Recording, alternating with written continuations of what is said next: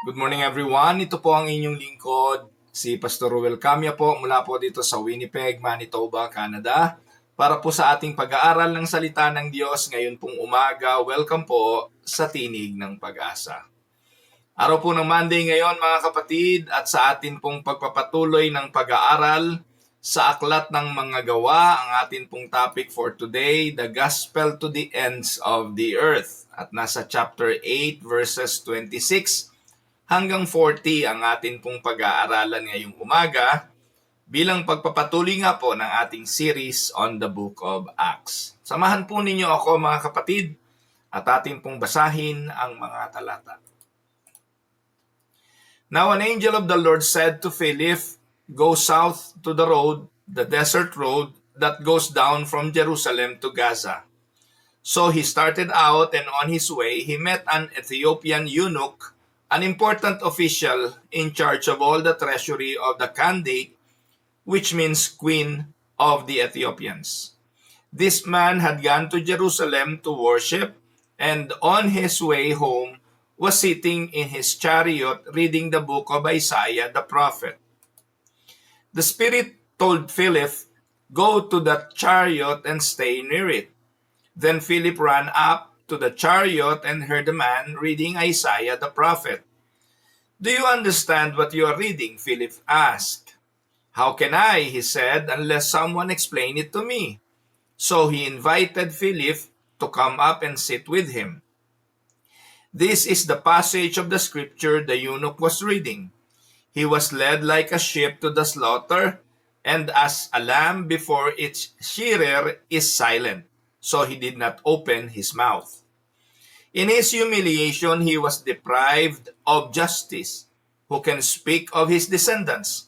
For his life was taken from the earth." The eunuch asked Philip, "Tell me, please, who is the prophet talking about, himself or someone else?" Then Philip began with that very passage of scripture and told him the good news about Jesus. As they traveled along the road, they came to some water, and the eunuch said, "Look, here is water. What can stand in the way of my being baptized?" And he gave orders to stop the chariot. Then both Philip and the eunuch went down into the water, and Philip baptized him. When they came up out of the water, the Spirit of the Lord suddenly took Philip away, and the eunuch did not see him again, but went on his way rejoicing. Philip, however, appeared at Azotus and traveled about preaching the gospel in all the towns until he reached Caesarea. Pagpalain nawa ng Panginoon ang pagkabasa at pagkadinig ng kanyang mga banal na salita na sa araw na ito'y ating pagbubulay-bulayan. Sa nakalipas nating pag-aaral, atin pong nakita mga kapatid na sa pagkamatay ni Esteban, ang mga mananampalataya ay nangalat. The Book of Acts records the unstoppable advance of the gospel. Dahil po sa persecution at sa pag-house to house ni Saul na naging Pablo, para hanapin at patayin ang mga Kristiyano, nangalat po ang mga ito. In Acts chapter 8, atin pong nabasa, the persecution scattered the believers. At isa po si Philip sa tumakas, at habang tumatakas, hindi po sila tumigil sa pangangaral ng Ebanghelyo kahit saan sila makarating. Ang sabi po, si Felipe ay nakarating sa lugar ng mga Samaritano, sa Samaria. At doon sa Samaria, Philip preached the word of God. And many believed, and revival broke out.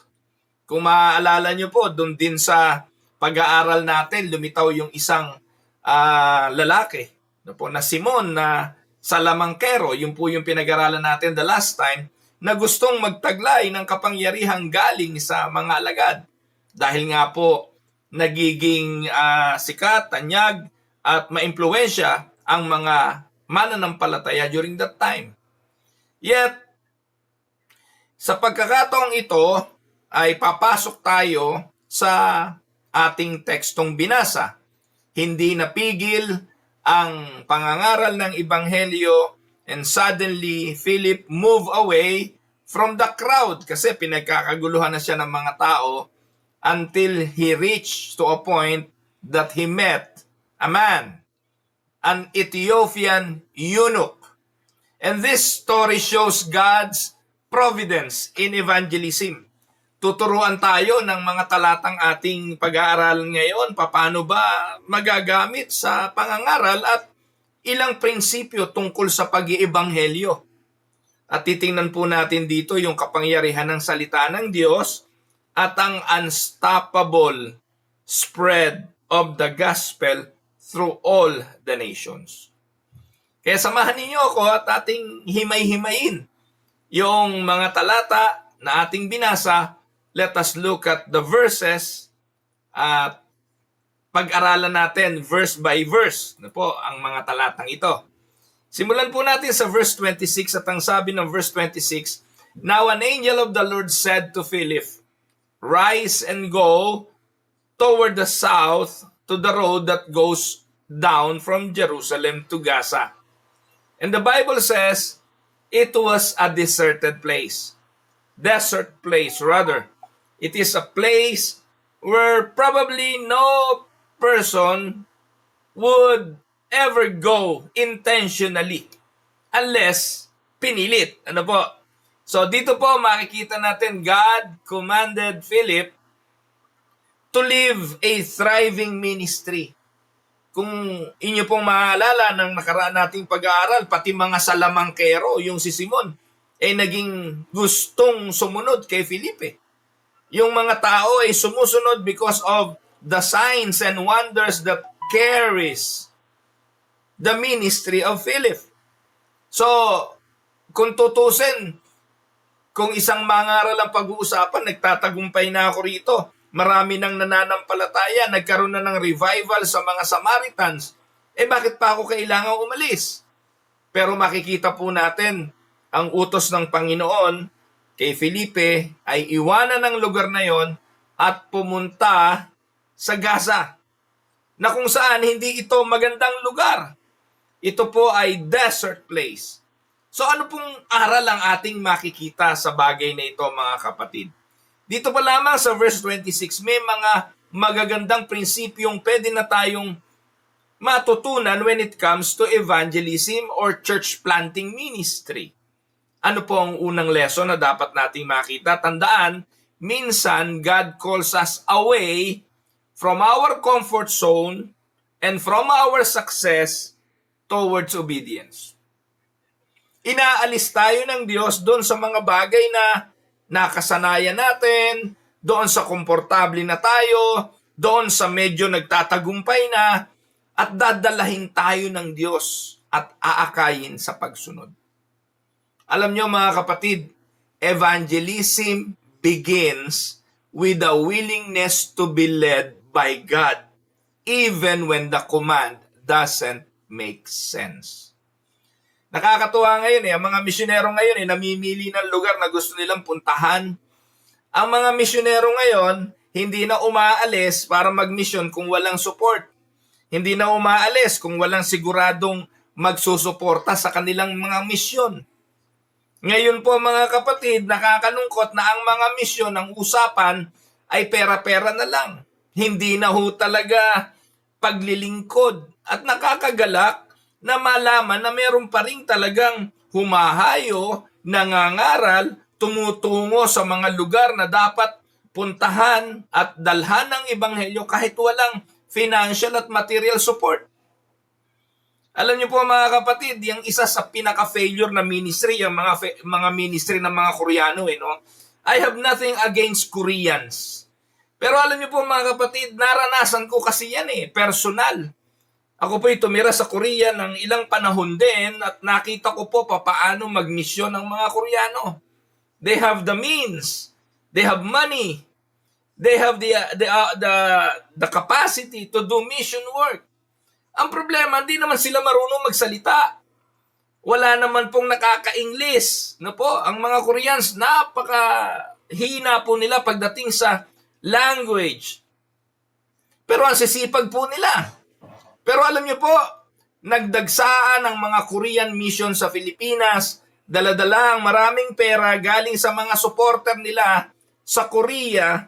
Pero ang ginawa nitong mga nagsasabing mga Korean missionaries, nagpasarap lang na nagpasarap ang maraming mga Koreano.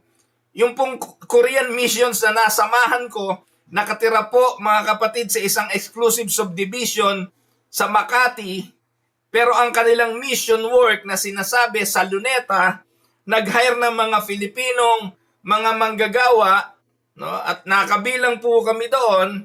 Kami po ay taga-gather ng mga batang street dwellers, mga street children.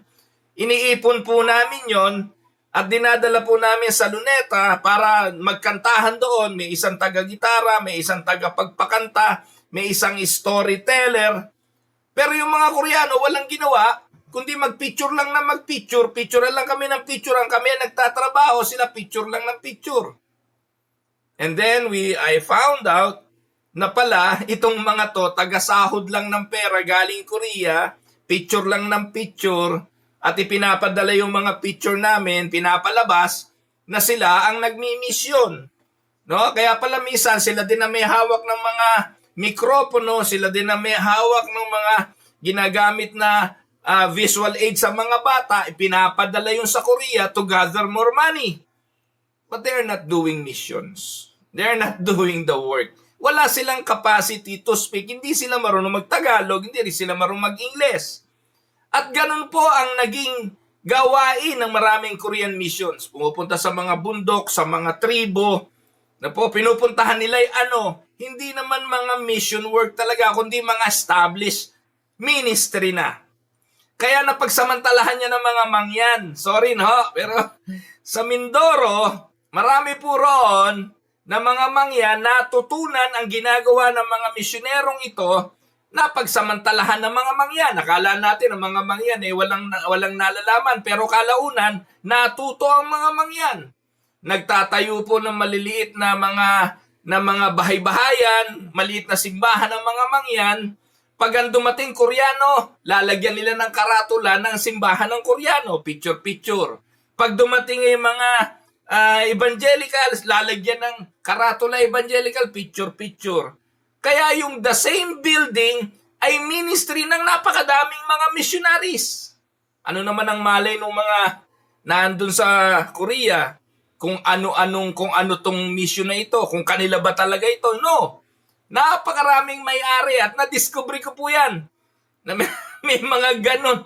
Ipinapakilala, mission natin yan, mission natin. Pala, 2 po yung may mission nun. No? Isang grupo. No? Nakita niyo po yung kalokohan mga kapatid. So, kaya ako po ay hesitant pagdating sa mga ganyang mission, suporta sa mission. Kasi nga po, minsan napagsasamantalahan lang ng mga kunwari misyonero pero hindi naman talaga. Pero dito po makikita natin yung pangunahing prinsipyo na dapat matutunan sa misyon. Dapat itong magsimula sa willingness ng puso ng mangangaral, ng mag-establish ng misyon, even when the command doesn't make sense. Po. Kaya na-discover ko po yung Korean mission na yan kasi po, mga kapatid, noong kami po ay naging bahagi ng mission na yan, I discovered sa kanila din mismo, sa mga Korean mission, kasi sila mismo nag-away-away na sa mga support. At meron pong dumating na nag-audit noong ginagawang pagmimisyon ng missionary and leader namin, na-discover namin na ang mga Filipino pala during that time, pinalalabas nila na sumusweldo ng 15,000 pesos a month. But we are only receiving 4,000. Binibigyan kami ng 4,000 ng Koreanong pastor na pinangungunahan nangunguna sa amin, samantalang tinatanggap niya pala ay malaki at pinalalabas niyang 15,000 ang aming tinatanggap. So, binubulsa niya yung iba. So, ganun po katindi na po. Kaya, dito makikita natin si Felipe, yung pinangungunahan talaga ng Santong Espiritu, kay disyerto yan, kay may support yan, kay may aasahan o wala. They will just obey. Obedience is the primary requirements for doing evangelism and mission. Let us look at verse 27. And he rose and went immediately. Pagkadinig ng utos, he rose and went. And there was an Ethiopian, a eunuch. Ito agad yung enkwentro. Kapag ikaw ay sumusunod sa gawain ng Panginoon, dadalahin ka agad ng Diyos sa mission work na nais niyang ipagawa. Inintroduce sa atin ang isang Ethiopian eunuko na nagtatrabaho saan? Sa reyna ng Ethiopia. Binigyan ng emphasis dito mga kapatid na ang Ethiopian ito ay eunuch. Alam niyo po ba yung eunuch? Sila po yung mga kinakastrate. Sila po inaalisan ng itlog, no po? Para hindi sila makapagparami ng lahi. Dahil magtatrabaho po sila sa reyna. At hindi po pwede na siyempre kasama lagi ng reyna yan. Baka makasalisi, magkakaroon ng, ibang lahi yung hari. Magkakaroon ng, ng ibang, baka masalisihan. Yun po yung ibig sabihin doon. Kaya, pag ikaw yung magtatrabaho for the queen, unang gagawin sa'yo, kakapunin ka. Ikakastrate ka para ikaw ay maging eunuch. Kaya, yung mga mahilig sa Korean novela at yung senaryo ay king and queen at kingdom, ganyan, alam nyo na po yan. Na yung mga eunuko, sila po yung mga castrated. Ayan, at ang sabi, itong eunukong ito ay pumunta sa Jerusalem para sumamba. Take note, the Ethiopian was a high-ranking official, wealthy and respected. But a eunuch. Yung eunuch, sila po'y cut off from full participation sa Jewish worship. Bakit po? Kung titingnan po natin ang Biblia sa Deuteronomy 23 verse 1, ang sabi po, isa sa requirements sa Jewish worship, no one whose testicles are crushed or whose male organ is cut off shall enter the assembly of the Lord. Batas yan sa Deuteronomy 23 verse 1. Batas po yan sa pananampalatayang Hudyo na yung lalaking naalisan ng kanyang testicles, yung kanyang itlog, o naputol yung kanyang female organ, hindi na siya papayagang pumasok sa assembly of the Lord. They can still worship the Lord, they can still join the worship service, pero hindi na sa assembly ng mga mananampalataya. So, kaya limitado na, no? Kaya kung titingnan nyo mga kapatid, mamaya sa ating pagbubulay-bulay pa ng mga talata, binasa niya talata, hindi niya maintindihan kasi walang magpaliwanag sa kanya. Hindi niya maunawaan kasi hindi ito na-i-explain because he was excluded sa assembly. Now, anong lesson ito mga kapatid? The gospel is not bound by social status. It is not bound by ethnicity or even physical condition. Ang isa sa pinakikitang magandang mensahe nito, ang ebanghelyo ay ini-open bukas sa sino mang status, ethnicity, or even physical condition. Maging ang mga leper.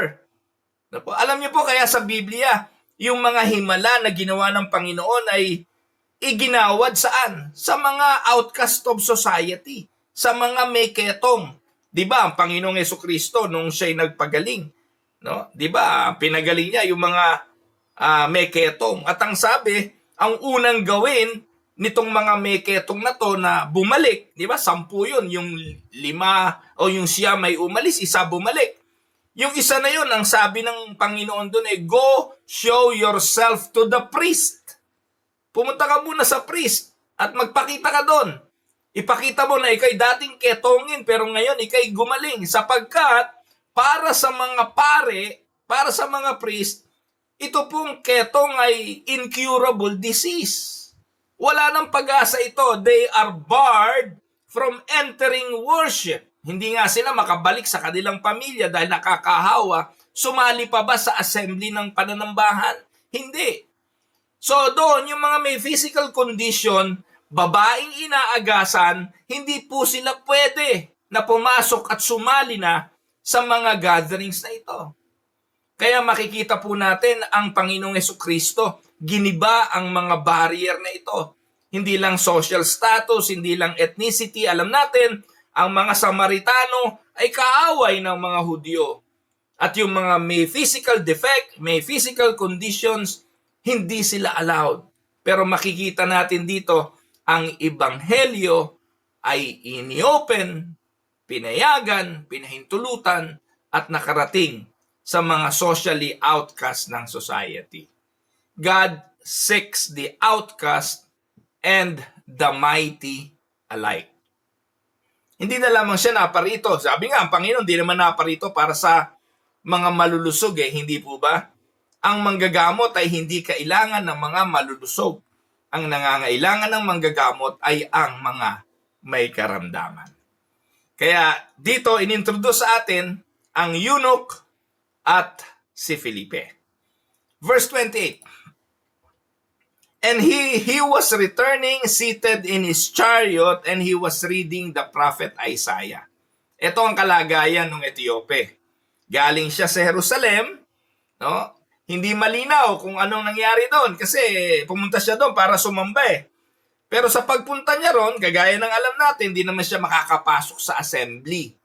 But he is a person longing to know more about God. Kaya sa kanyang pag-uwi, binabasa niya ang kasulatan. The Old Testament writing perhaps. And seated in a chariot, he was reading the prophet Isaiah. It was the book of Isaiah, specifically mentioned. So dito makikita natin yung spiritual hunger ng lalaking ito. He was reading the scripture as he went home. Ano pong mensahe nito mga kapatid? Many people search for truth but cannot understand scripture without God's help. Ito po ang totoo mga kapatid. Sa kalagayan ng tao sa Romans chapter 3 verse 10, binabanggit doon na walang matuwid, wala kahit isa. Walang humanap sa Diyos, walang nakakaunawa. Yun ang sabi ng talata. At yun po ito pong ating kasaysayan ay isang patunay ng kalagayan yon. Maybe people are seeking, but he cannot see it clearly. He is looking at the scripture, reading from it, but without the help of the Lord, no one will understand. Verbatim, nababasa po nitong eunuko, ang tungkol sa Panginoong Hesukristo na foretold by Isaiah. Pero hindi niya maiintindihan yon. At siya mismo umamin, hindi niya yun naiintindihan. Tandaan po ninyo mga kapatid, evangelism meets people where they already are seeking. Kaya hindi po dapat tayo natatakot mag-ibanghelyo. Hindi po dapat natin ginagawang komplikado ang ibanghelyo. Maniwala po tayo na kapag ang tao ay ililigtas ng Diyos at pinili ng Diyos para sa kaligtasan, ang ating pagdating na may dalang ibanghelyo, ang ating pagdating na handang magpaliwanag tungkol sa Panginoong Hesukristo, ay tatiming sa hunger ng puso ng taong ito. Just like any conversion that we read on the scripture, ganun naman po ang nangyari. Kay Lydia, nangaral si Pablo, binuksan ng puso ni Lydia at ang nagbukas ay ang Diyos. Tinanggap ni Lydia ang ebanghelyo. Si Sakeo, ang akala natin ang naghahanap ay si Sakeo. Hindi. Ang Panginoong Hesukristo, sa bahay niya pupunta, dala-dala ang Ebanghelyo. Si Apostol Pablo, kaaway nga ng Diyos, hinahabol ang mga Kristiyano, ang nakipagtagpo ay ang Panginoong Hesukristo. Ang yunokong ito, hindi niya maunawaan kung ano ang kanyang binabasa, pero pinadala ng Diyos at ng Espiritu ng Santo si Felipe upang magpaliwanag. Si Pedro at ang senturyon, makadiyos na senturyon, pero kailangan puntahan ni Pedro, paliwanagan, i-evangelize, ganon ang gawain ng bawat isang mananampalataya. Kaya tayo, instrumento lang. Tayo po mga kapatid, tagapagdala lang ng mensahe. Hindi kailangan ng magaling, hindi kailangan ng mahusay magsalita. Ang kailangan lang magpapakilala ng ating Panginoong Hesukristo. That makes evangelism easy. Evangelism meets people where they are already seeking. And it is God who gave that desire in the heart of people. Amen? Verse 29. And the Spirit said to Philip, go over and join this chariot. Go over, join him. The Holy Spirit gives specific guidance. Ang aral, true evangelism is spirit-led, not human-driven. Kaya we cannot force evangelism eh. Kahit po mag-training tayo na mag-training yan, araw-araw mag-training, tapos itulak natin yung mga tao sa kalye. Unless the Spirit lead the man, lead the person, lead us to where we are needed, wala pong mangyayari. Kaya tandaan nyo mga kapatid, di naman natin alam kung sino yung ililigtas ng Diyos. Di naman natin alam kung sino yung mga pinili ng Diyos para sa kaligtasan. Kaya bilang mga mananampalataya, saan man tayo dalahin ang ating mga paa, dapat dala din natin ang mensahe tungkol sa Panginoong Hesukristo. Amen po ba? The Spirit knows who is ready to hear. Tayo hindi eh. Kaya nga po ang evangelism indiscriminate eh. Preach lang, share lang. Nagkape kayo, may nakatabi kayo sa kapihan, share nyo. Kasama sa trabaho, share nyo. Grab every opportunity in season and out of season. Nakakalungkot yung mga pastor eh, ewan ko kung naghihintay pa ba ng boses ng Holy Spirit para gawin ito. Hindi naman eh. Hindi na po natin kailangan marinig ang Holy Spirit. No? Katulad po dito sa verse 29, because we have already the Scripture. The Scripture is the one telling us to do the same. Ano iniintay natin ngayon?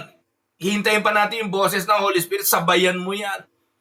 Puntahan mo yan, tabihan mo yan. No, that is already given. Nasa Scripture na po yun. Kaya bilang mga mananampalataya, dapat ginagawa na natin ito. Application na po ito sa bawat isa sa atin. And who knows mga kapatid, na sa ating pakikipagtipan at pakikipag-usap sa mga tao, dadalahin pala sila ng Diyos sa pagkaunawa at pananampalataya. Amen? Verse 30. So Philip ran to him and heard him reading Isaiah the prophet and asked, do you understand what you are reading? So si Philip, no, hindi po siya basta na lang katulad ng iba na komando evangelism na ligtas ka na ba? Walang ganon. Saan ka pupunta pag ikay namatay? Walang ganon. Mga evangelistic style ngayon napaka-intimidating. Minsan po ay tawag doon, sa halip na makatulong, humahanap lang ng away at humahanap ng gulo. No? Hindi po ganon. Philip doesn't barge in, but he asks gently.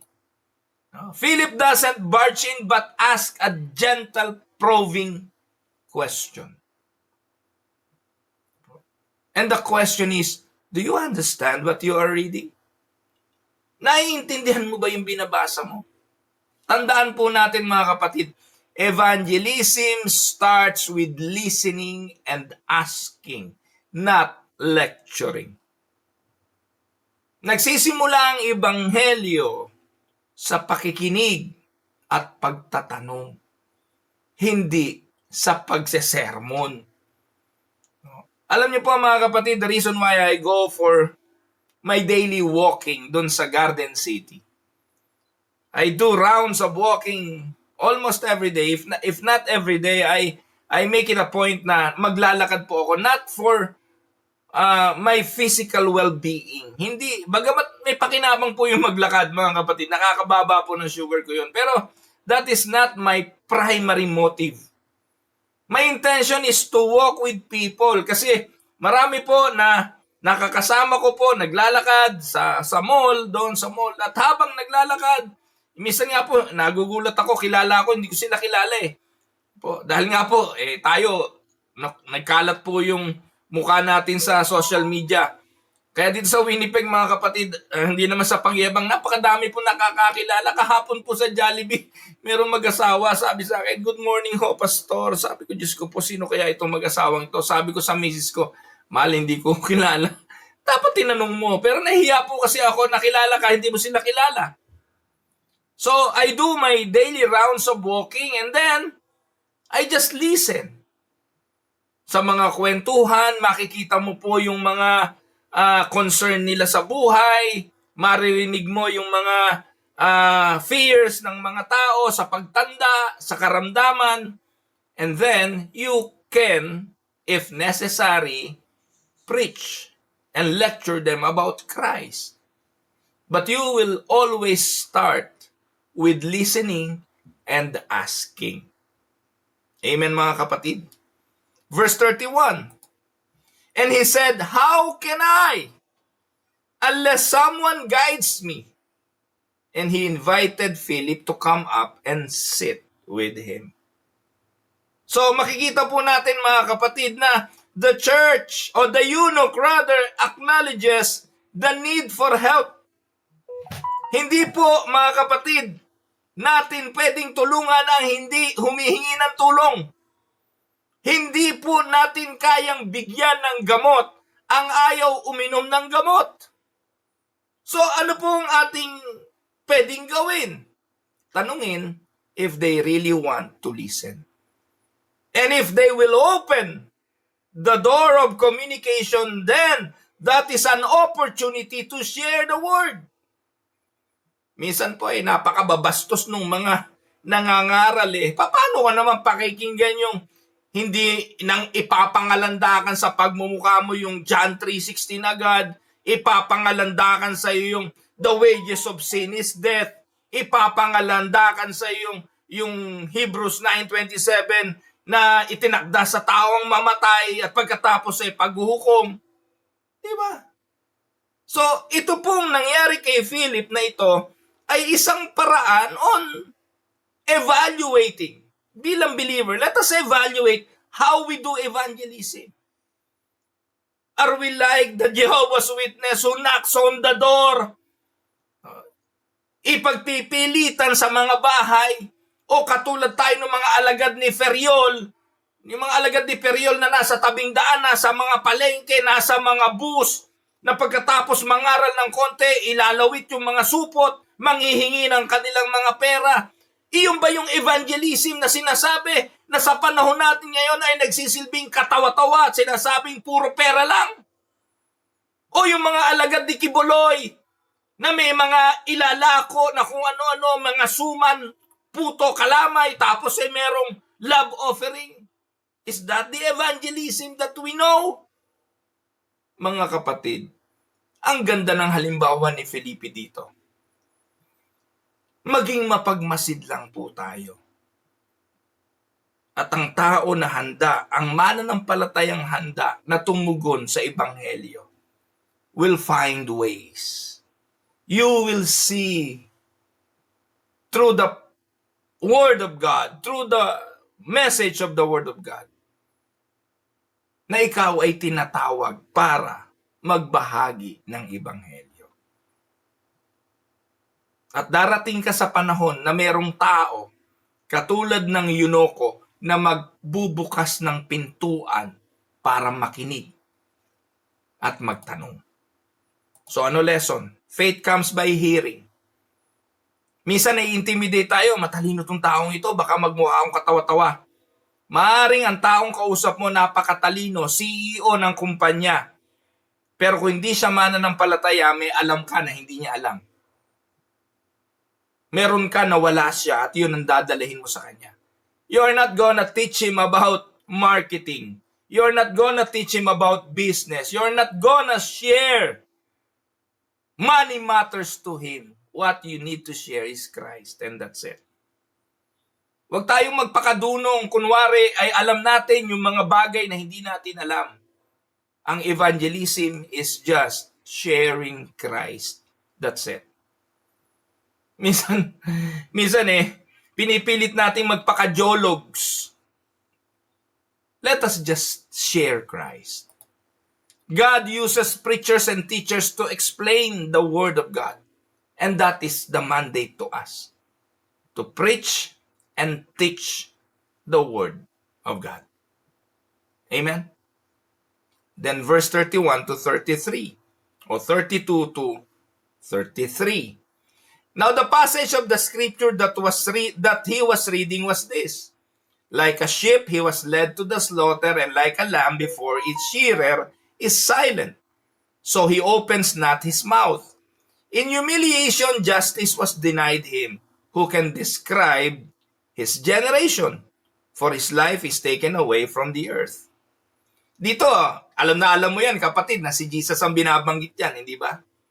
Siya yung tupa, dinala sa katayan, hindi kumibo habang ginugupitan. So, that word, that passage of Isaiah, ay matatagpuan natin yan sa Isaiah 53. The prophecy of the suffering servant.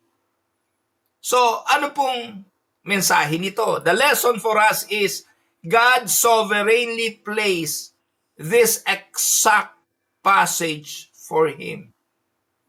The clearest prophecy of Christ's substitutionary death.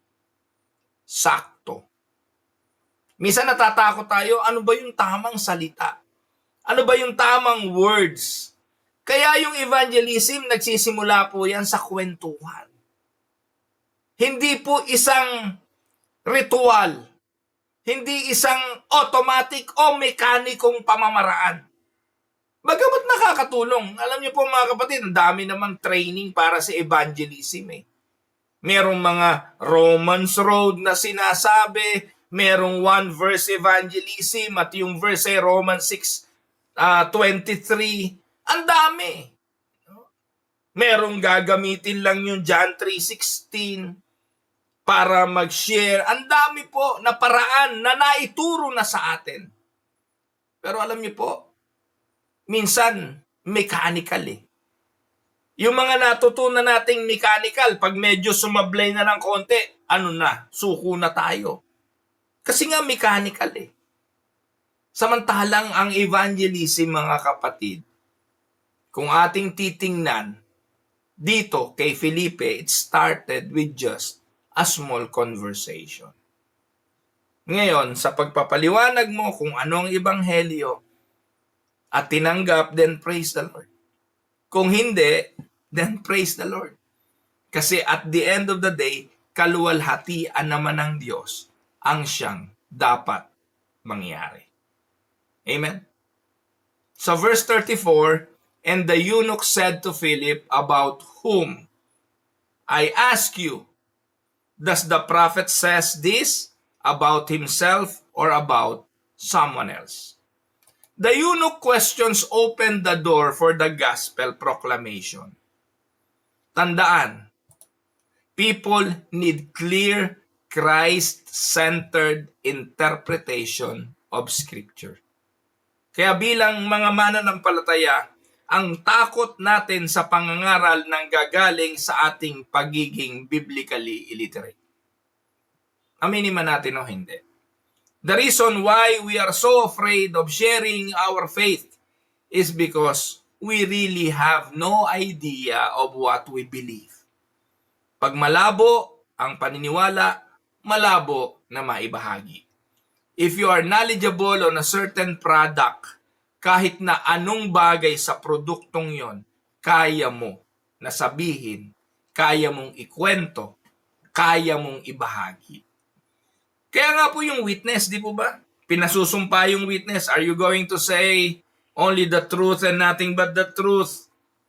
Opo. So, witness ka na.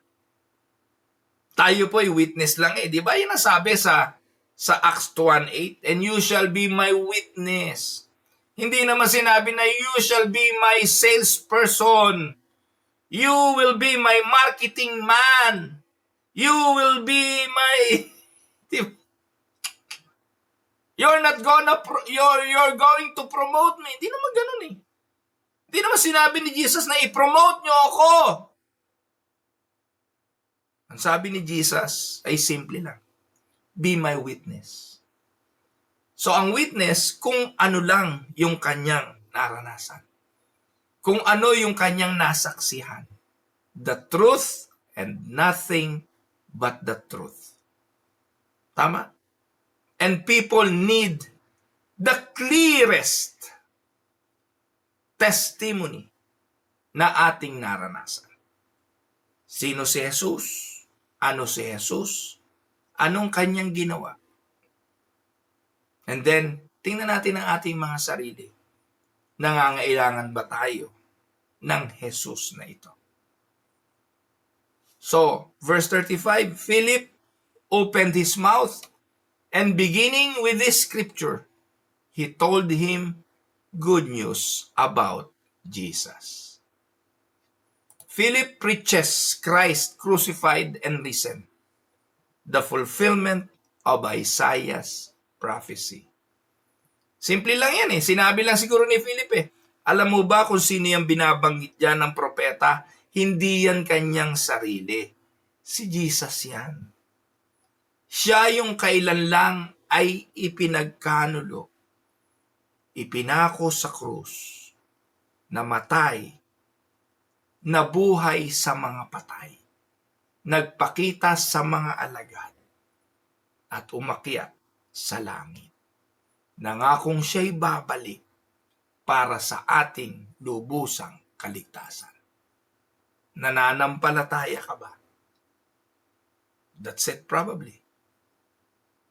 Tandaan po natin mga kapatid, every scripture points to Christ. Evangelism must be Christ-centered. It is not all about us. Evangelism is not about our church. Minsan na evangelism, pinopromote yung church. Uy, naku, sa amin ka umaten. Maganda yung mga praise and worship namin. Tsaka yung pastor namin, ang galing niya mag-preach, nakakatawa. Sa amin ka mag-join.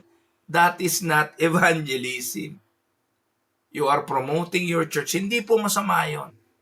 Hindi ko po sinasabing masamang i-promote yung church nyo. Ipang-engganyo yung simbahan nyo. But that is not evangelism.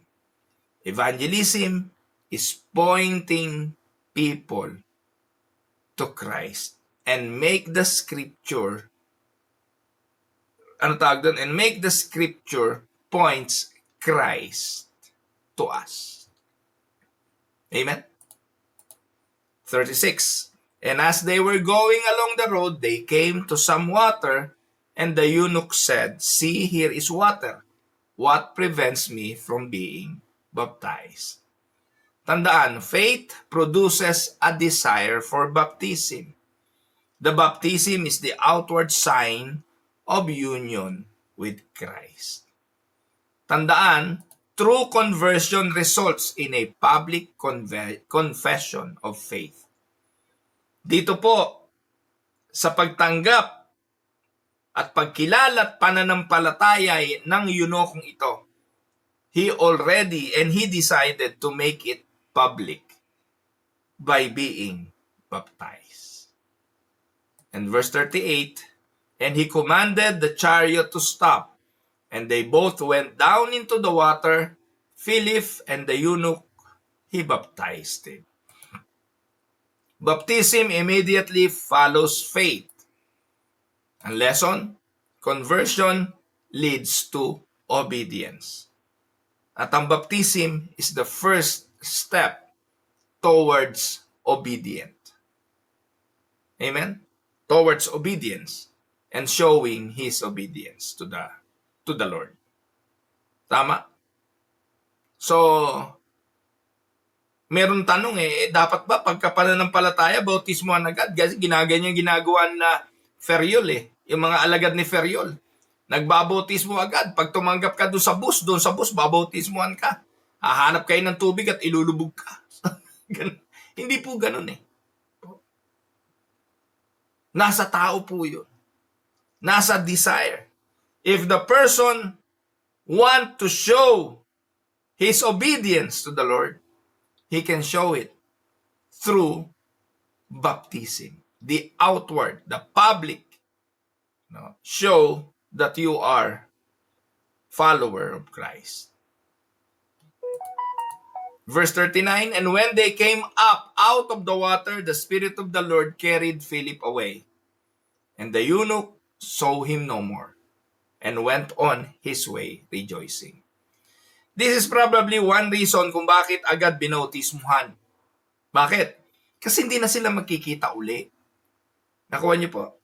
Ngayon, kung kay pastor ka, sa church ka, nanampalataya at nagpatuloy ka sa church, di ba? Minsan, mas maganda yung lubusan mong naintindihan ba't ka kailangang bautismuhan.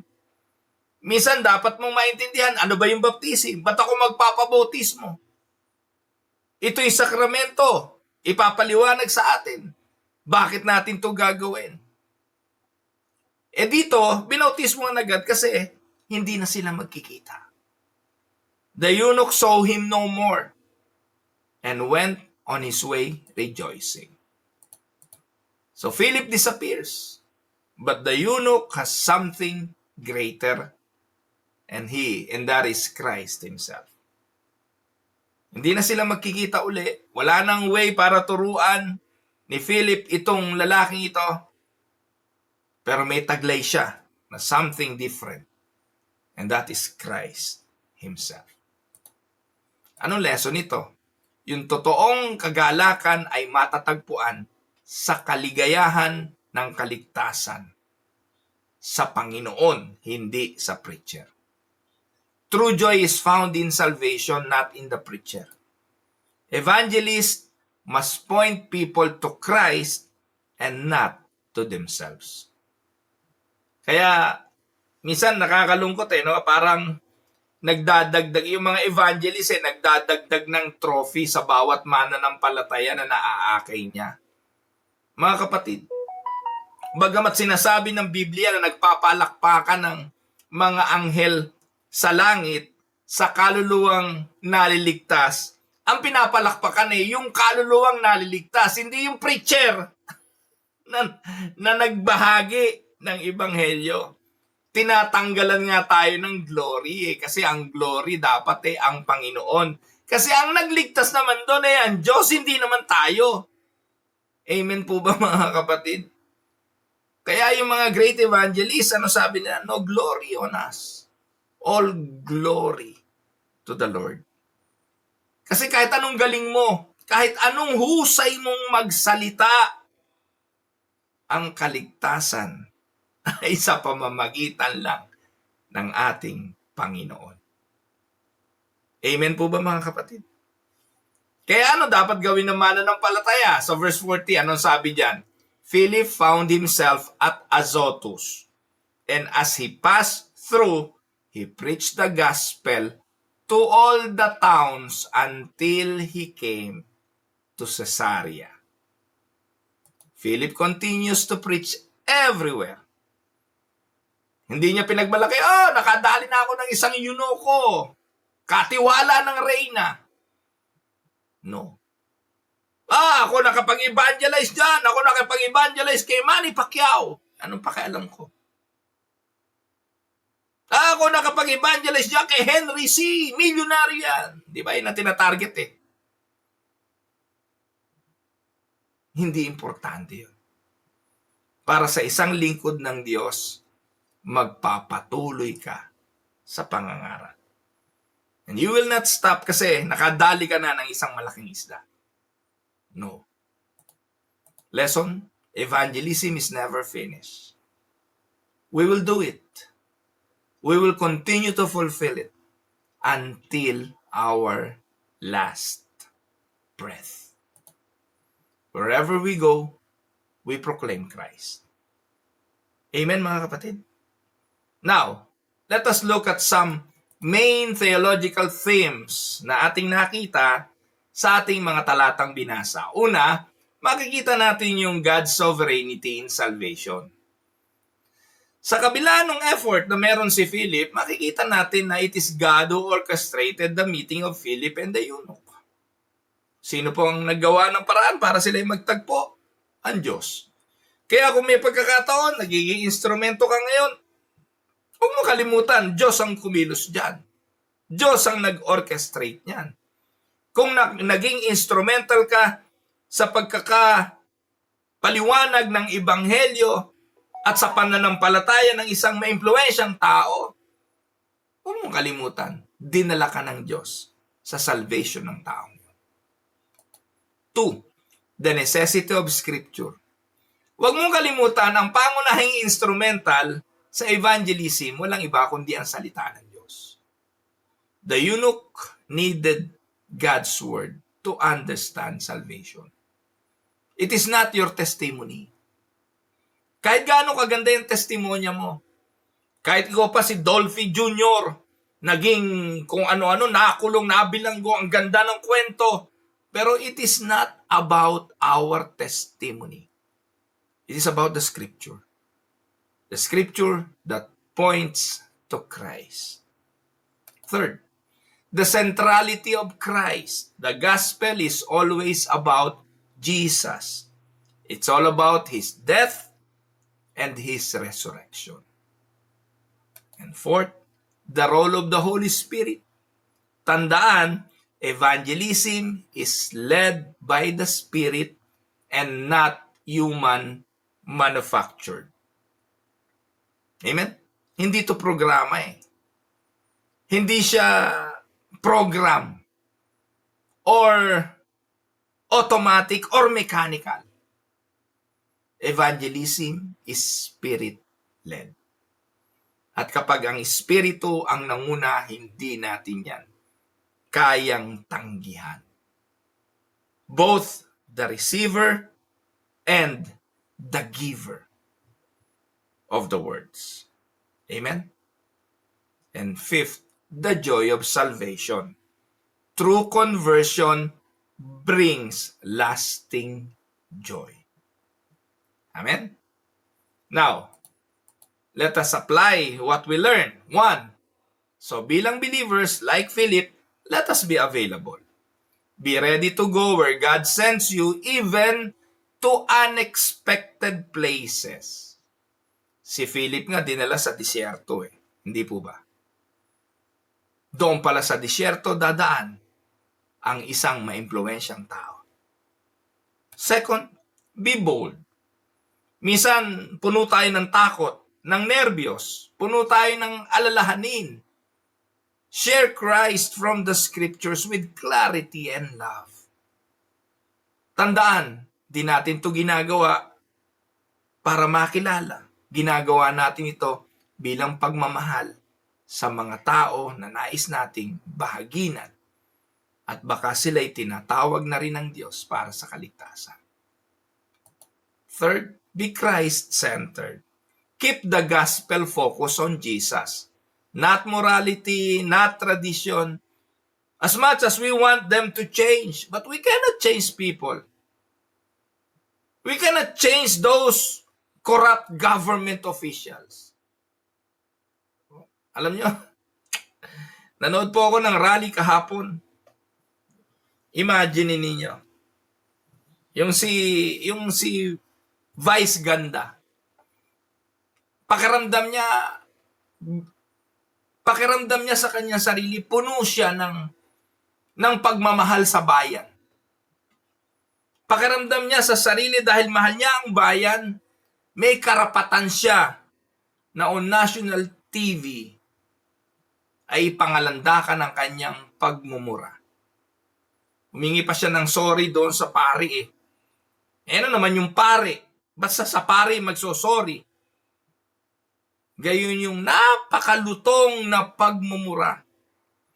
Hindi lang yata 10 beses na sabay-sabay ang mga tao nagmumura on national television. Bunga ng kanilang galit. Tapos may isang tumayo at nagpaliwanag pa, ay di ba Father, sa church naman meron tinatawag na righteous indignation. Mga kapatid, yung righteous indignation na sinasabi ay yung katulad daw ng ginawa ni Jesus nang pinagpapalo ni Jesus yung mga maniningil ng buwis. Tsaka yung mga yung mga money changer doon sa templo. Kasi hindi daw dapat ginagawa yun. So, wala po ako nabasa sa Bible na si Jesus ay nagmura. Wala po ako nakakita katulad ng pagmumura nila. Ginastify yung pagmumura sa mga politikong korap.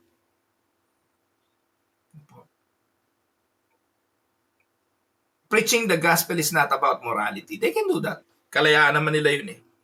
Kung gusto nilang gawin yun, ano ba, asahan natin doon, di ba? Yun lang, kanyang kasarian, hindi niya tiyak kung ano siya eh. Yung pa ba naman ang ating intindihin na lang natin. Talagang dala nilang galit nila yon. Pero bilang mananampalataya, we are not preaching the gospel for them to change. For people to change. We don't have capacity to do that. We are preaching the gospel for Christ. And we are preaching Christ. Amen? And last, be joyful. Rejoice in your salvation and let that joy overflow in your witness. Amen?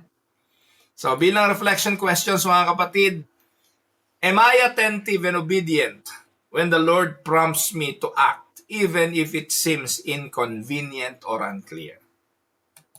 Do I allow the Holy Spirit to guide my steps in daily life and ministry? Do I take time to study God's Word deeply? And do I humbly seek help from others when I don't understand? Am I ready to share the gospel clearly with those who are seeking truth? And the last, do I trust that God places people in my path for a reason? Am I ready to be His instrument in those moments? Nawa po, napagpala tayo ng aral na ito at naturuan tayo na katulad ni Felipe, maging instrumento ng pagpapahayag ng salita ng Diyos. Ito po ang inyong lingkod, si Pastor Ruel, para po sa Tinig ng Pag-asa. Saglit po tayong tumungo, tayo po'y manalangin. Father, thank you for the reminder that you are sovereign in salvation. Help us, like Philip, to be obedient to your leading and faithful in proclaiming Christ from the Scriptures. Lord, give us boldness to ask questions, patience to explain, and humility to point people to Jesus alone. May we rejoice in the salvation you have given us, and may our joy overflow to the nations so that the gospel reaches the ends of the earth. This we ask in Jesus' mighty name. Amen and amen. Mapagpalang araw po, pagpalain po kayo ng Panginoon. God bless everyone.